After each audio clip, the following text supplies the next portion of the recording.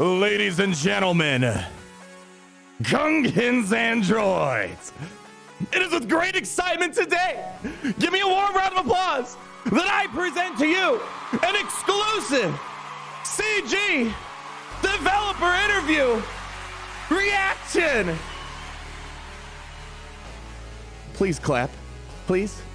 There we go, ladies and gentlemen. We might not have a developer interview today, but there is a couple of things I want to make sure you guys know about with the developer interview that happened on Cubs Fan Han's channel. Yes, I'll leave a link down below if you want to watch the full entire 45-minute episode, but I want to make sure I give you guys the intel in a more condensed format because there were a couple of key things I want to talk about. If you want more of a developer insights and background history on the history of the Executor, they did a lot of background, kind of like an extended developer notes type of things, but there were a couple of things in there that people want to know about, such as Dengar. He's required for the ship, and maybe a 4-Lom and Zuckuss around the corner. That and a couple of things. But hey, how about in the meantime, while you hear me gabble away here, I have a little bit of footage showing Beskar Mando and a citizen taking on Genos' territory from our stream yesterday. Garrett, can we roll some gameplay? No, that's you, Larry. I'm sorry. I mix up your guys' names sometimes. That's my bad.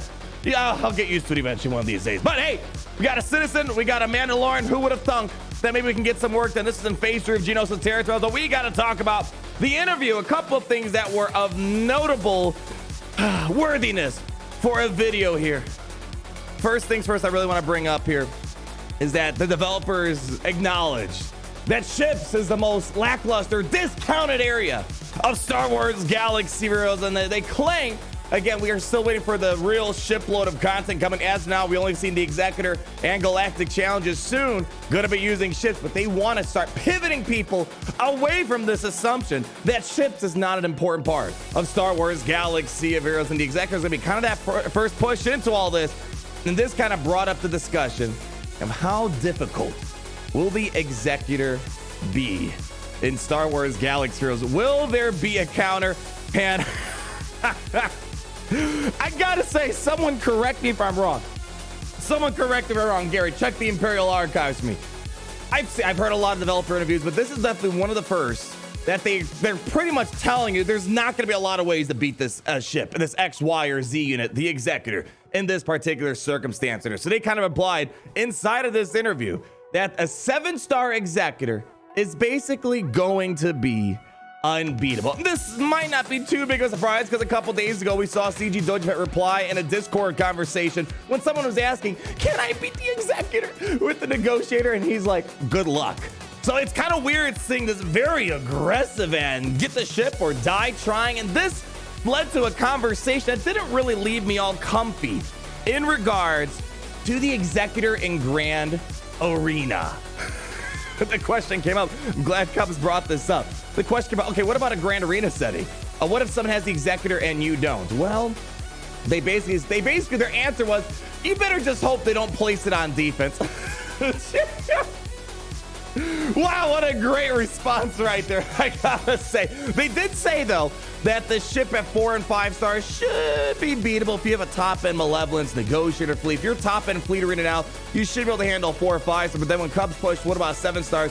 That's when it kind of teetering away that they suspect there's not going to be any counters to a 7-star Executor. So it seems like if you have 7-star Executors in Grand Arena or a Fleet Arena, you got to start doing a mirror match situation. Now, I want to try to maybe put a little bit of comfort in these words here. There's a lot of times where the community, you and I, have more massive brains than the developers. It's mostly because we have more eyeballs. We got more brains working on a game where they maybe only have a handful of people on one laptop, as they showcase on their website for Capital Games. So I'm hoping that maybe they missed something, because I can almost assure you, for example, when the Challenge Rancor raid came out, they didn't expect Jawas and Ray to be a top-tier team like we came up with during the first stream for the Challenge Rancor raid, or even things like Captain Rex and Barris taking on Supreme Under Comment. There are certain key interactions that they just have to miss sometimes, that they don't see. Question is, if we do find these counters to Executor, don't use Negotiator Malevolences or whatever the case might be, and it beats the 7-star Executor, will the Executor be treated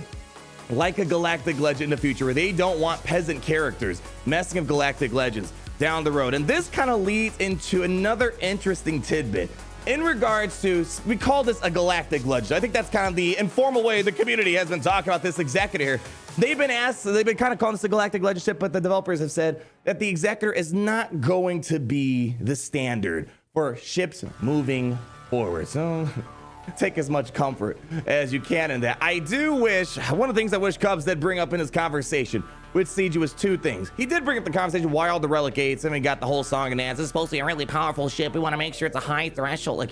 Yeah, okay, we can get it. But I really hope, I wish I should say, that the conversation was pushed a little bit more. Why the heck Relic 8s? Why not Relic 5s? You know, Relic 5, Relic 6s, or something like that. It's like Relic 8, Relic 7, or bust if you want to get this capital ship. And furthermore, the other thing I wish this conversation was pushed a little bit more. I understand you can't push them too much or else you'll end up like me as a pariah of Star Wars Galaxies. But I kind of wish he opened up the can of worms and asked it, all right, fine. You want these Relic 8 requirements? You have Relic 9 around the corner. Do you have a plan to make Relic 8 more easily accessible outside of top tier conquest rewards, packs, and top tier challenge Rancor raid rewards? I would have felt a lot more comfortable with the response with the Relic requirements for the Executor if they talked on that issue a little bit. So unfortunately, gear economy, Relic economy in this particular situation was not talked about. But moving on a little bit from that in regards to the future of capital ships, Executor not being the standard for moving forward, at least they don't think so as of now. The deal could alter, and pray it doesn't get altered any further, ladies and gentlemen. Kind of a little slip in there. I'm surprised it wasn't talked about more about this in the interview. The developers mentioned there are more ships coming to Star Wars Galaxy Heroes, but they, with a quick split second of just a few words that kind of seem to just go unnoticed, they're not going to be marquee characters. They're going to be Galactic Chases, as it was mentioned inside of the interview. And I kind of wish this was picked up and talked about a little bit more, because I have a little bit of problem with Galactic Chases. Now, here's the thing. I think Galactic Chases are nice when they're an additive type of thing to a thing that's already farmable. That's why I kind of like the Galactic Chase for Razor Crest. That's already kind of in the Conquest store, or in the Conquest crates and the store, as they have some future plans to make it more farmable as well. So it's kind of an additive thing.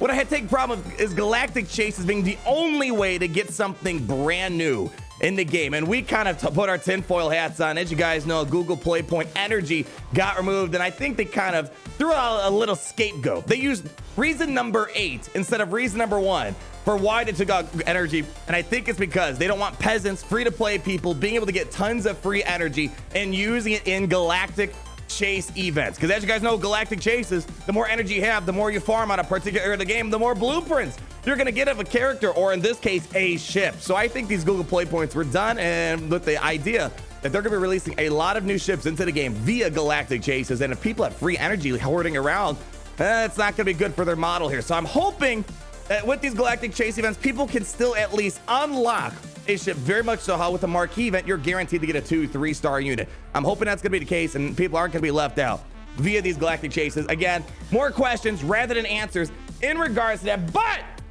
we're talking about new ships coming to the game, and this might be the reason why you're clicking the video. We had to build up to it, to build a little momentum to get to this conversation, but I'm happy Cubs brought this question up in regards to Dengar and the Punishing One. Now, I gotta say this. Firstly, I don't know, maybe this is Cubs just putting on a little act to try to weed out an answer here. But Cubs didn't know the name of the ship for Dengar.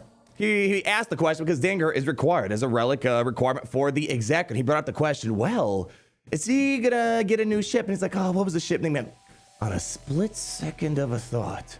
I mean, man, I thought my brain worked quickly, and I got the enhancements of the tactical scanners here. The developers are able to spit out the Punishing One. Now, they could have been just good bounty hunter fans, and they just know every single bounty hunter ship off the tip of their tongue, or there could be something going on in the background. The official answer was they can't answer that. They couldn't say yes or no. But moving beyond that a little bit more, we know there's new ships coming.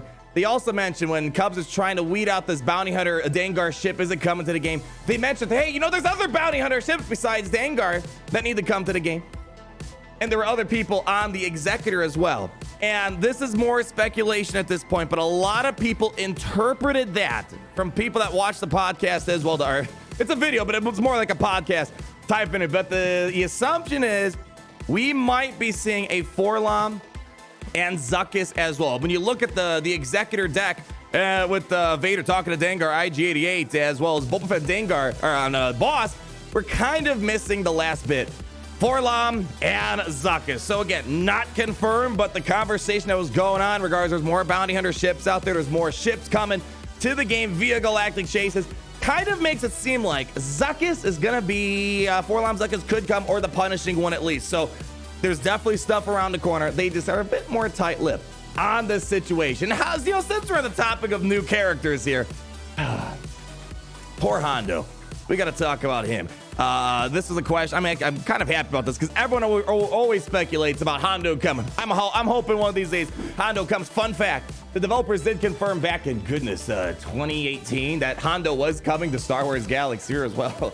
Or I think it was 2019, 2018. It was something like, there was a developer interview. They said Hondo's coming to the game. Well, we're kind of like 2-3 years in, and we still haven't seen the guy. They also confirmed vehicles a couple years ago as well. We still have yet to see that. Again, soon TM, things could be changed, TBD. So, but they did say Hondo was on the deck for consideration for a bounty hunter ship. But the problem is, one, he's more of a pirate, not really a bounty hunter. And then they thought of the Executor, and that took the forefront. And actually, one more thing I want to point out. This, again, most of the interview was dedicated more towards as a background story for the event. But they did say that this was kind of in the working for a long time. Piet was added to the game so that they could add the Executor. So it's not the other way around that they added Piet. They're like, let's add the Executor. This has been something going on for quite a long time, and their justification for the Relic 8 on Piet was that he's going to be needed for the capital ship anyways, and they want to make sure he's as good as possible for you guys to use. Well, then why'd you require a Relic 8 Boba Fett?